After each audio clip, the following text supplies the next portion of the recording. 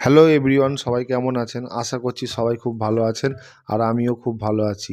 তো আজকে বাজার থেকে ফেরার পথে চন্দ্রমল্লিকার এই জার্মান ভ্যারাইটিটা দেখে খুব ভালো লাগছিল, তাই এই জার্মান ভ্যারাইটিটা নিয়ে নিয়েছি। এটাকে আমি মাদার গাছ হিসেবে রাখবো বলে। খুব সুন্দর এবং খুব মিষ্টি একটা কালার।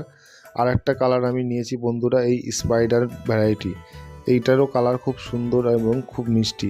তো এই দুটো গাছকে আমি রেখে দেবো মাদার গাছ হিসেবে। তো সেই জন্য আমি মাটি নিয়ে নিয়েছি আর কিছুটা গোবর সার নিয়ে নিয়েছি। আপনারা চাইলে নিমখোলও ব্যবহার করতে পারেন। তো আমার কাছে নিমখোল নেই, তাই আমি নিমখোল ব্যবহার করছি না। আমি মাটি আর এই গোবর সার দুটোকে এবার একসঙ্গে সুন্দরভাবে মিক্স করব। তো ভিডিওটা দেখতে থাকুন।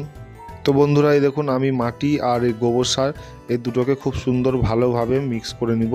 তো আপনারাও এইভাবে আমার মতন করে খুব সুন্দর ভালোভাবে মিক্স করে নেবেন। দেখছেন আমার মিক্স করা কমপ্লিট হয়ে গেছে। আর আমি একটা টব নির্বাচন করেছি। টবের ছিদ্রতে খোলামকুচি দিয়ে দেবো। আপনারা চাইলে এর থেকে বড় টবও নিতে পারেন। আমি এই সাইজের টবটা নিয়েছি।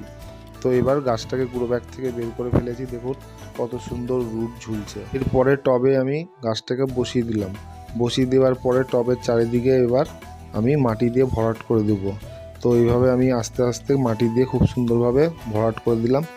আর আঙুল দিয়ে একটু চেপে চেপে দিলাম যাতে গাছে আঘাত না পায়।